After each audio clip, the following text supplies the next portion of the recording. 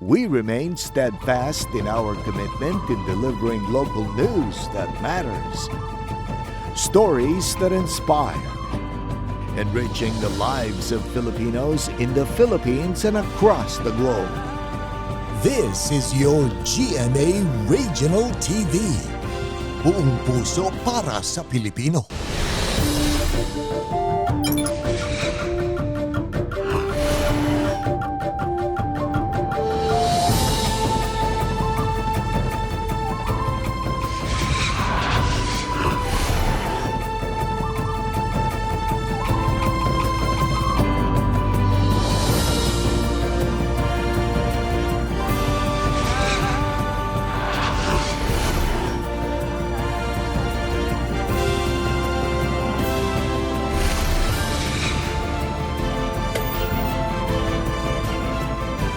Ito ang GMA Regional TV, Balitang Southern Tagalog. Magandang hapon mga kapuso, narito na ang Balitang Southern Tagalog. Hatid namin ang mga pinakamalaki at pinakahuling balita sa Timog Katagalugan. Live mula rito sa GMA Batangas Station, ako po si Ace Medrano. Pinaalala ng Department of Education ang no collection policy sa Christmas party sa mga eskwelahan. Iminungkahi rin ng kagawaran na gawing mas simple ang pagdaraos nito. Alamin yan sa report ni Paul Hernandez. May apong nag-aaral sa elementarya si Nanay Nenita ng Barangay Halang sa Lipas City at tuwing holiday season, ramdam na ang mga dagdag gastusin. Sa pagtitinda ng walis o di kaya isda, sinusuportahan ni Nanay Nenita ang pamilya. Talaga ho, malaking gasto. Mga exchange gift, marami may mga gagampanan sa school. Ang Department of Education o DepEd nauunawaan ang mga magulang at guardian na tulad ni Nanay Nenita. Kaya para menos sa intindihin sa bayarin sa eskwelahan, ipinapaalala ng kagawaran ng no collection policy sa pagdaraos ng Christmas party. Ibig sabihin, bawal ang puwersahang paniningil ng kahit anong halaga sa mga estudyante man o kahit sa mga magulang. Wala naman po nagbabawal na magsagawa ng Christmas party ang ating mga schools, lalo't higit ang ating mga mag-aaral. Ang mahalaga lang ay masusunod natin yung policy ng DepEd, no collection policy. Hindi rin daw kailangang maggarbo ang dekorasyon sa loob ng classroom. Mainam kung gagawing simple ang pagdiriwang pero makabuluhan. Wala rin daw dapat pilitan sa pagsali sa exchange gift. Pero paglilinaw ng DepEd, pinahihintulutan ng donasyon.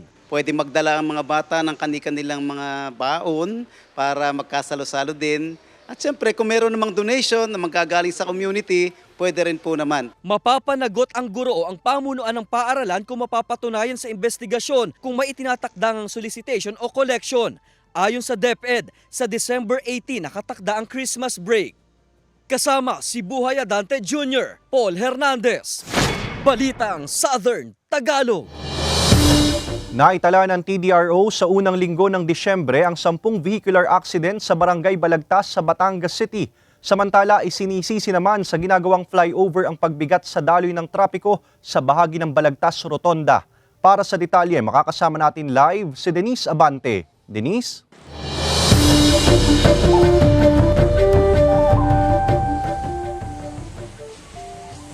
Sa mga oras na ito ay nagsisimula ng bumigat ang daloy ng trapiko dito sa Balagtas Rotonda at patuloy naman ang pag-asiste ng mga otoridad sa kalsada. Sa araw-araw na pag-duty ng traffic enforcer na si Derwin sa bahaging ito ng Barangay Balagtas sa Batangas City, saksi raw siya sa halos araw-araw ding walang mintis na aksidente ng mga sasakyan dito. Kaya naman mas pinaigting pa nila ang pagbabantay sa lugar. Lahat ng panig kailangan may tao. Kailangan may nagmamando ng daloy ng trapiko. At saka ini-implement namin yung mga nagamit ng mga cellphone. Nagiging way din yun para magkaroon ng sabitan. At saka yung mga trucks na meron kami mga oras na binibigay. Mas maraming sasakyan, mas maraming traffic ang nangyayari. Bagay na ikinatuwa at ipinagpapasalamat daw ng jeepney driver na si Roberto. Malaking tulong daw kasi ang mga traffic enforcers para sa kaayusan at kaligtasan ng mga motoristang bumabagtas sa bahaging ito ng kalsada. Ay, malaking tulong po ma'am kasi ma'am sa traffic, yan po ang inaasahan namin. Kasi kung wala yan, magiging traffic ang karsada namin kasi yan, mga ibang drivers pasaway. may matino, may maayos. Pagpasok pa lang ng unang araw ng Disyembre, nakapagtala na ang TDRO ng mahigit 10 aksidente na kinabibilangan ng mga pampasaherong jeep, motorsiklo, truck at mga pribadong sasakyan. Higit na mas marami raw kumpara sa 4 hanggang 5 insidente sa kalsada noong nakaraang taon. Ang nakikita nilang dahilan, ang pagsikip ng kalsada dahil sa isinasagawang konstruksyon. May ginagawa tayong construction ng flyover dito sa kahabaan ng Balagtas Rotonda. So anticipated natin na kapag mabagal yung daloy ng sasakyan, yung daloy ng ating trapiko, normal na at kalimitan yung ating mga kababayan ay nag-uunahan, nagsisiksikan at hindi nagbibigayan. Asahan pa raw ang mas mabigat na daloy ng trapiko ngayong nalalapit na Kapaskuhan at ang iba pang okasyon sa lungsod sa susunod na taon. Kaya naman nasa 20 karagdagang monitoring team at pagpapalawig sa working hours ng mga traffic enforcers ang nakikitang solusyon dito ng TDRO. Dinagdagan natin ng oras ng kanilang duty nang sa ganun ay mapaghandaan natin yung inaasahan nating influx ng mga sasakyan dito sa lungsod. Nasa 150 traffic enforcers all in all yung nakadeploy natin aside pa dun sa ating mga staff na ngayong holiday seasons ay duty din. Pasensya at kaunting lamig ng ulo na lang daw ang babaunin ng jeepney driver na si Jonathan sa mabigat na daloy ng trapiko. Natural na sa amin yan, taon-taon pagdating talaga ng December sanay na po kami sa gayon. Nauna nang sinabi ng contractor ng ginagawang flyover na sa taong 2025 inaasahang matatapos ang konstruksyon na sa umanong magiging daan upang mabawasan ang mabigat na daloy ng trapiko sa lugar. Ace payo ng mga otoridad sa mga motorista na huwag nang sumabay pa sa Christmas rush at bilhin na ang mga kailangan bago pa lamang ang Kapaskuhan. Balik sa iyo, Ace. Maraming salamat, Denise Abante. Nagpaalala ang DTI sa mga tumatangkilik sa mga holiday discount at raffle. Alamin yan sa report ni Hazel Alviar. Hindi raw pinapalampas si Aling Rosie ang mga discount at bundle promo sa grocery store na kanyang pinupuntahan sa Batangas City. At kapag pasok ang halaga ng resibo sa mga raffle promos mula sa kanyang mga pinamili, sinasalihan na rin daw niya ito. Nagbabaka sakali po baka manalo. Baka po pala rin sa hirap po ng buhay. Mga grocery items sa may diskwento rin ang hanap ni Aling Vivian para raw makatipid at dagdag kita na rin sa kanyang maliit na tindahan. Yung mga discount na sayang din naman, may mga isang beses na free, di kay malaking bagay na yun. Ngayong holiday season, hindi maikakailang kabi-kabilaan na rin ang mga diskwento at raffle promos na inaalok ng iba't ibang mga negosyante at establishmento para maingganyo ang mga mamimili. Kaya payo ng Department of Trade and Industry, mahalagang laging suriin kung may kaukulang permit ang mga promo mula sa kanilang ahensya upang maprotektahan ang mga mamimili mula sa mga maling advertisement at mapanlin lang na mga promotion para makabenta. Any kind of sales promotion, sabi ko nga hindi lang siya raffle, dapat may permit yan ng Department of Trade and Industry. And kung makita nyo nga sa mga posters, nandun sa bottom part ng poster, nakalagay doon kung anong permit number. Payo ng DTI sa mga sumasali sa mga raffle promos, mahalagang ilagay lahat ng mga hinihinging impormasyon at itago ang kalahati ng stub. Marami pong hindi nakakaalam nito that employees of the sponsor, advertising agency, and their relatives up to second degree of consanguinity or affinity are disqualified. Samantala, bukod sa mga Christmas basket at iba pang mga material na panregalo, nauuso rin ang mga nabibiling gift certificates. Kaya binigyang diin rin ng DTI na dapat walang expiration date ang mga ito. Expiration date for agency is only allowed if it is given as token. Kunyari, yung isang establishmento, magbibigay siya ng parang in appreciation nung pagka-patronize ng customer sa kanyang store. Kasama si Kel Ravaca, Hazel Alviar, Balitang Southern, Tagalog. Arestado ang 55 anyos na lalaki matapos mabisto umanong gumagawa at nagbebenta ng mga paputok na walang kaukulang permit. Tutukan yan sa report ni Denise Abante. Diretso sa kulungan ng 55 anyos na lalaki na kinilalang si Joseph Aguirre, tubong Mulanay, Quezon at kasalukuyang naninirahan sa Barangay Bigaa, Cabuyao City, Laguna, matapos umanong mabisto na gumagawa at nagbebenta ng mga paputok nang walang kaukulang permit mula sa City Business Licensing Office. Ayon sa pulisya, nakumpirma ang iligal na pagbebenta at pagawaan sa isang buy-bust operation nang makabili ang nagpanggap na poster buyer ng nasa higit 1,000 pisong halaga ng kwitis sa suspect. Napag-alaman din ng pulisya na dalawa lang ang tindahan ng paputok at pyrotechnics sa lungsod na may kaukulang permit at hindi kasama rito ang nahuling suspect. According sa kanya ay talagang ito na yung naging hanap buhay niya simula pa nung umalis siya sa pinagtatrabaho niya paggawa ng paputok. Siguro sa aming estimate, previously nagagawa na niya din to. Ngayon ito lang natin na-find out na meron siyang paggawa ng paputok dito sa kanyang backyard ng kanilang tahanan. So siguro mga may 1 year na din na nag-ooperate yung kanyang Ayon sa pulisya, aabot sa mahigit 60,000 piso ang halaga ng mga unfinished at ready-to-sell na mga kwitis ang kanilang na-recover sa bahay ng suspect. Pansamantala munang nasa Cabuyao City Police Station ang mga iligal na paputok at nakatakdang sirain kapag lumabas na ang court order hinggil sa reklamo laban sa suspect. Nahaharap ang suspect sa kasong paglabag sa Republic Act 7183, Sections 3 at 4 o ang pagbabawal sa pagbebenta at paggawa ng mga paputok na walang kaukulang permit. Inaalam pa ngayon ng pulisya kung may iba pang mga iligal na pagawaan sa lungsod na nauna na raw ikinanta ng suspect. Abiso nila sa mga residente ngayong nalalapit na Pasko at Bagong Taon.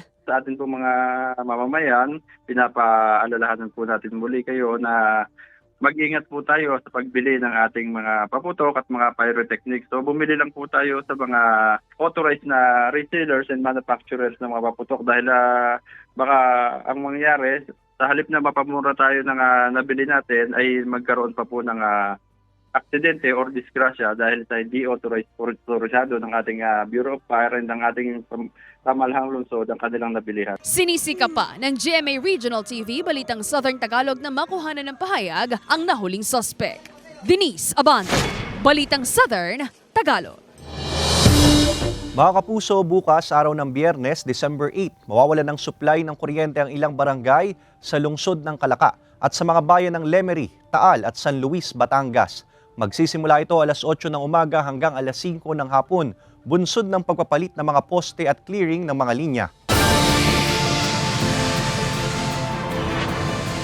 Ito ang GMA Regional TV, Balitang Southern Tagalog.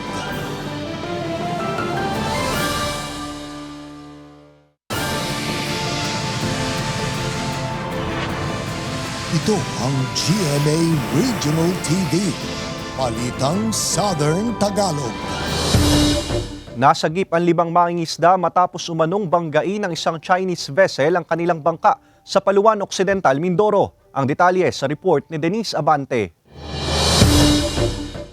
Ligtas nang nakauwi ang 5 mangingisdang lula ng bangkang pangisda na binangga umano ng foreign cargo vessel na MV Taihang 8 pasado alas 4 ng hapon kahapon sa karagatang sakop ng Barangay Paluan, Occidental, Mindoro. Ayon sa Coast Guard Occidental, Mindoro, nangingisda ang 5 katao sa naturang karagatan nang bigla umanong banggain ang naturang barko na patungo sa Indonesia ang kanilang bangka. Tumaob at lumubog ang kalahating bahagi ng kanilang bangka. Matapos ang insidente, iniwan na lang daw sila sa gitna ng dagat. Posible raw na hindi napansin ng cargo vessel na may nabangga silang maliit na bangka. Maaari po na hindi sila nakita o maaari din po na nakita sila pero huli na bago makapag-maneuver. Dahil ang isang malaking barko po ay hindi naman po magre-react agad kung ito po ay magmamaneuver. Mabuti na lamang daw at may ilang mangingisda ring malapit sa pinangyarihan ng insidente kaya agad nilang isinakay ang 5 sa kanilang bangka para dalhin sa Pangpang. Nakaagad silang dinala sa pagamutan upang masuri. Wala namang naitalang nasugatan o nasaktan. Ang may-ari ng bangkang si Jazel, laking pasasalamat daw sa mga mangingisdang nakakita sa kanila, gayon din sa PCG Occidental Mindoro sa agaran nilang aksyon sa insidente. Hiling ko lang po sana na panagutan naman nila yung iniwan nilang danyo sa amin. Kasi doon sa bangka na yun, marami pong pamilya na umaasa. Marami pong pamilya na nawala ng hanap buhay. Na doon po kami kumukuha ng pagkain namin sa araw-araw. Nananawagan ako sa barko na kung maaari, maging patas naman kayo, panagutan nyo naman yung nangyari sa amin at saka huwag nyo naman po kami basta-basta iiwan. Kaugnay nito ay sumulat na raw ang Coast Guard Southern Tagalog sa flag country ng MV Taihang 8 sa China para ipaalam ang insidente. Abiso nila sa mga mangingisdang maglalayag. I-inform po agad ang Coast Guard para po kung magkaroon po tayo ng ganitong insidente ay mahabol po natin agad. At the same time, maging alerto po tayo, maging visible tayo para po hindi mangyari ang ganitong mga sakuna. Sinisika pa ng GMA Regional TV Balitang Southern Tagalog na makuhanan ng pahayag ang iba pang mga biktima at ang pamunuan ng barko. Denise Abante, Balitang Southern Tagalog. Pasintabi po mga kapuso, patay ang 65 anyos na lalaki matapos makaladkad ng tren sa Gumaca, Quezon. Ang detalye sa report ni Paul Hernandez. Sa ganitong kalagayan na ng abutan ng kaanak at mga residenteng nakatira malapit sa gilid ng riles ng tren, ang 65 anyos sa Danilo Caperiña ng Barangay Inaklagan, Gumaca, Quezon. Duguan at putol ang kaliwang braso ni Danilo nang makaladkad ng tren ng Philippine National Railways o PNR na agaran niyang ikinamatay. Tinatayang 30 metrong nakaladkad ang lalaki bago nakahinto ang tren. Sa investigasyon, naglalakad sa gilid ng riles si Danilo. Hindi raw nakakarinig ang biktima kaya't hindi na nito napansin ang paparating na tren. Ito pong ating mga piloto ay binusinahan naman po itong ating biktima. Marami pong pagbusina. At the same time po, sabi nga po, nag-apply din po ng preno pero hindi na rin po napatigil ang tren ay inabot po ang ating biktima. Sa kuhang larawan ng Gumaca Police, kitang naipit pa ang itaas na bahagi ng katawan ng biktima sa tren. Ayon sa pulisya, nasa katamtamang bilis ang takbo ng tren na patungong Bicol. Hindi naman po katulinan ng tren kasi I think tumatakbo lang po yan ng mga below 50 km per hour. Wala pang opisyal na pahayag ang PNR ukol sa insidente pero sa paunang abiso, may ugnayan na raw sila sa pamilya ng nasawi para sa tulong sa kanila. Ang ipinapaalala ng PNR, palaging maging alerto at mapagmasid sa paligid para iwas sakuna. Initially po, tinulungan na rin po ng ating taga-PNR at the same time po yung ating dalawang piloto, yung ating pong biktima. Abiso rin ng pulisya na huwag hayaang mag-isang lumabas ng bahay ang kaanak na may kapansanan, bata man o matanda. Paul Hernandez, Balitang Southern Tagalog. Dahil sa patuloy na pagdami ng influenza-like illness o malatrangkasong sakit sa bansa, muling nagpaalala ang Department of Health o DOH sa publiko na muling magsuot ng face mask kapag nasa labas at pampublikong lugar. Ugaliin din ang palagi ang paghuhugas ng kamay. Madalas na sintomas ng influenza ang pagkakaroon ng lagnat, sakit sa ulo at kalamnan, panginginig, baradong ilong, pagkakaroon ng ubo at panghihina ng katawan. Ipinapayo rin ng otoridad ang pagpapabakuna laban sa flu. Maaaring makipag-ugnayan sa LGU para sa pinakamalapit na bakunahan. Samantala, paglilinaw ng ahensya na wala pa silang naitatalang local transmission ng walking pneumonia o katulad ng kumakalat na sakit sa China. Unti-unti nang sumisigla ang bentahan ng karne ng baboy sa Batangas City New Market ayon sa ilang tindera. Narito ang report ni Denise Abante. Ito na lamang daw ang natira sa halos 1.5 pakatay na baboy ng tinderang si Aura sa kanyang pwesto sa Batangas City New Market. Maaga raw kasing naubos ang mga laman dahil sa mga suki na nagsibilihan para sa kanilang Christmas party. Isang magandang indikasyon daw ito na muli nang bumabalik ang sigla ng bentahan ng karne sa pamilihan. Medyo malakas ng konti kasi may mga parties. Pero pag nawala na ang parties, balik ulit sa dati. Ang hiling namin ngayong Pasko, mas more benta ngayon. Tangkilikin na ating mga mamimili dito sa bagong palengke para naman kami makaubos lagi. Nananatili sa 280 pesos hanggang 310 pesos ang kada kilo ng karne ng baboy sa Batangas City New Market. Ayon sa presidente ng Samahan ng Meat Vendors sa pamilihan, posibleng ang paglakas ng bentahan ay epekto ng kaliwat ka ng handaan at okasyon ngayong holiday season. Marami ang mga naghahanda ngayon, so maganda. Ngayon, konti na lang talaga ang may ulam, parang halos wala na.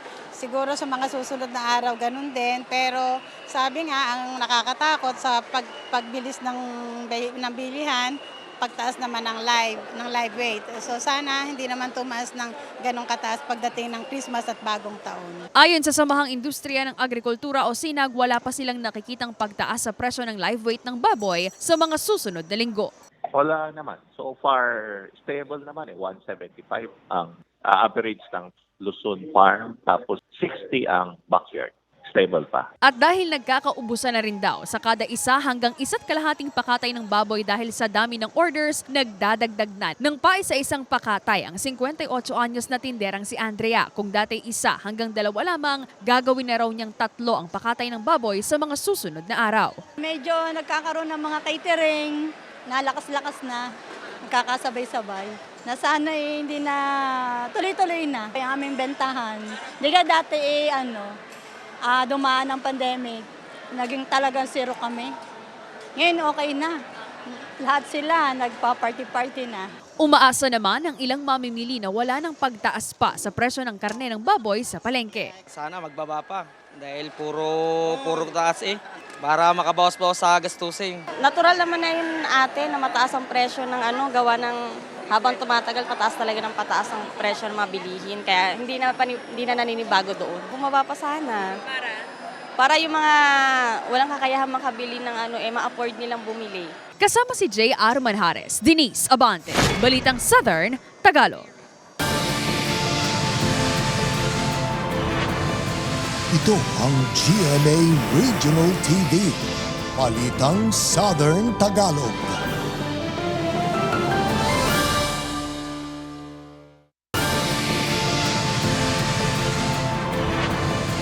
Ito ang GMA Regional TV. Balitang Southern Tagalog. Nakabulagta sa gilid ng kalsadang sakop ng barangay Salao, Rosario, Batangas ang 33 anyos na magsasaka na kinilalang si Renan Rosales, residente ng nasabing barangay pasado alas 7 ng umaga noong Linggo. Sa investigasyon ng pulisya, isang tawag ang natanggap ng Rosario Police Station mula sa nagpakilalang ama ng biktima upang i-report ang pangyayari. Huli raw nakitang buhay ang biktima alas 9 ng gabi noong Sabado. Umaga na ng Linggo nang nakita itong wala ng buhay sa gilid ng kalsada. Na-recover sa crime scene ang 14 na basyo ng kalibre 45 at kalibre 40 baril, 4 na slug at isang motorsiklong pagmamay-ari umano ng biktima. Patuloy pang gumugulong ang investigasyon sa motibo ng pamamaril at pagkakakilanlan ng mga sospek. Sinisika pa ng GMA Regional TV Balitang Southern Tagalog na makuhanan ng pahayag ang pamilya ng biktima hinggil sa insidente. 4 na araw nang walang naitatalang pagyanig sa Bulkang Taal ang FIVOX. Nakatutulong naman ang malakas na hangin para walang mamuong volcanic smog sa palibot ng bulkan ayon sa ahensya. Narito ang report ni Paul Hernandez. Walang makapal na ulap sa ibabaw ng Bulkang Taal magdatanghali kanina at hindi kagaya kamakailan, wala ang mayat-mayang usok na nakikitang lumalabas mula sa main crater ng Taal. Mas kapansin-pansin pang payapa ang sitwasyon sa lawa. Ayon sa FIVOX, walang naitatalang pagyanig o mahihinang vibration sa ilalim ng bulkan. Ito na ang ika-4 na magkakasunod na araw na walang volcanic earthquake. Well, kapag may pasabog yan, dapat tayo, may mga earthquakes yan. Dapat may mga earthquakes tayo madidetect. Indication yan na may movement of magma upwards. Hindi pa rin nagbabago ang huling narehistrong volume ng pinakawalang sulfur dioxide o asupre na umaabot sa mahigit 8,000 tonelada. Mabilis pa rin ayon sa state volcanologists ang wind speed sa himpapawid malapit sa bulkan kaya hindi nakakabuo ng volcanic smog o VOG. Kung mabagal yung hangin natin and again may kakaroon ng hindi makakaangat, pwedeng mag-create ng VOG. Ang pagiging payapa ng sitwasyon sa paligid ng bulkan, hindi naman daw nangangahulugan na pwede na ang water activities. Nariyan pa rin daw ang banta anumang oras ng posibilidad ng pagputok ng bulkan. Kasama si Buhay Adante Jr., Paul Hernandez. Balitang Southern Tagalog.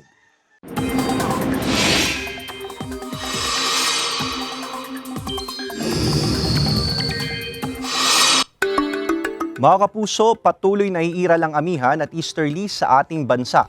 Ang hanging amihan ay malamig na hangin galing Siberia o mainland China, habang easterlies ay mainit at malinsangang hangin na nanggagaling sa Pacific Ocean. Bukod sa dalawang weather systems, posible rin ang localized thunderstorms. Base sa datos ng Metra Weather, mababa ang tsansa ng ulan sa malaking bahagi ng Southern Luzon, maliban sa Mindoro Provinces at Palawan. Mababawasan din ang ulan pagsapit ng gabi. Posible rin ang ulan sa iba pang bahagi ng bansa.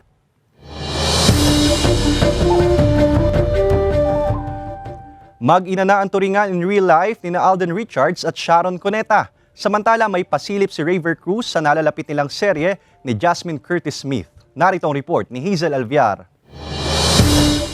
Gumanap bilang mag-ina sa isang pelikula sina Alden Richards at Sharon Cuneta. Sa pelikulang ito rin daw nabuo ang maganda nilang samahan at mag-ina na nga rin daw ang turingan nila in real life. Mama na nga ang tawag ni Alden kay Sharon na tila halos wala daw pinag-iba sa kanyang ina kaya naging magaan ang taping ng kanilang pelikula. Pinuri naman ni Sharon ang anak-anakan at sinabing hindi rin daw niya inaasahan ang pagiging malapit nila sa isa't isa. Magtatambal naman sina Raver Cruz at Jasmine Curtis Smith sa nalalapit nilang serye na Asawa ng Asawa Ko. Nagsimula na rin silang mag-taping at ipinasilip rin ni Raver ang ilan nilang mga eksena. Makakasama nila dito si Lizelle Lopez at Martin Del Rosario na huling napanood sa Voltes 5 Legacy. Samantala, dahil sa hindi mapigilang panloloko ni Hector kay Pretty, mapupuno na si Elias at bibigyan niya ito ng hindi makakalimutang leksyon. Ang mga eksenang yan abangan sa Black Rider pagkatapos ng 24 oras. Hazel Alviar, Balitang Southern Tagalog. Bagong silang nabiik sa Batangas City, dalawa raw ang ari. Naniniwala naman ang may-ari nito na may dalang swerte ang kanyang alagang biik. Narito ang report ni Paul Hernandez. Martes ng gabi, nanganak ang alagang inahing baboy ng pamilya de los Reyes ng Barangay Balete sa Batangas City. Umabot ng 13 biik ang iniyanak ng inahin. Yun nga lang, 2 sa mga ito namatay rin. Pero itinuturing namang swerte at espesyal ang isa sa 11 natira. May pambabae at panlalaki raw kasing ari ang apple of the eye nila ngayong biik. Ngayon lang kami nakakita ng ganyan, ngayon lang kami nakapagpanak sa tagal namin nagbababoy. 3 years na, tapos ang dami naming inahin. Siya lang ang umanak ng ganun. Pag halimbawa may awan Diyos lumaki, sabi ko nga hindi ko na ibibenta dahil surprise ha. Parang gagawin ko siyang pinaka-pansama, siyang magdadala swerte ba? Ganun. Sabi ko gagawa ko siya ng sarili niya kulungan. Hermaphrodite ang tingin ng may-ari sa alaga nilang biik na pinangalan ng Fresca. Kinatutuwaan pa nga ito ng netizens matapos ipost sa social media. Malakas at malusog naman daw ang natatangi nilang biik. Kung hindi siya, walang gana siyang dumede, may kapansanan. Parang normal naman siya eh. Nadede, nakikipag-agawan, naihi. Doon sa kanyang ari. Pero para sa Provincial Veterinarian ng Batangas, walang hermaphroditism o dalawang sex organ ng biik. May inguinal hernia raw ito o bumubukol na bituka. So hindi siya hermaphrodite. Male yan, female. Hindi yun bayag sa tingin ko. Kasi wala rin siyang testicle eh. Walang penis. Babae yan, meron lang siyang inguinal hernia. Ipinaliwanag din ang kondisyon na ito sa mag-asawang Christy at Edwin. Inirekomendang ipaopera ang biik para maagapan ng kondisyon. Halimbawa ay mapapabayaan, magkakaroon ng constriction doon sa butas ng inguinal area niya. Pagka yun ay nagsara, ay di makukonstrict yung blood supply doon sa bituka. Di mabubulok yun. Mababa yung survival rate niya. Sabi ng nag-aalaga sa biik, oobserbahan pa raw muna ang alaga nila sa mga susunod na araw o linggo. Kung may mapapansin mang pagbabago sa ikinikilos nito, ay sa kanila papatingnan sa espesyalista ang alaga. Kasama si Buhay Adante Jr., Paul Hernandez. Balitang Southern Tagalog.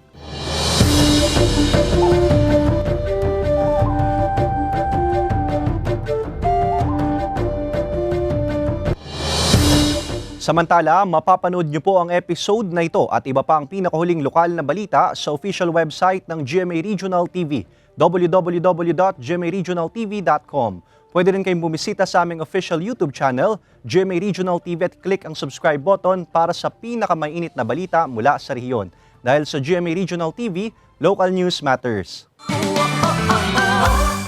Mga kapuso, 18 days na lang, Pasko na. At iyan ang mga pinakamalaki at pinakahuling balita sa Timog Katagalugan. Maraming salamat sa pagsama sa amin, pati na mga kapuso sa ibang bansa na tumutok sa mga balita sa rehiyon.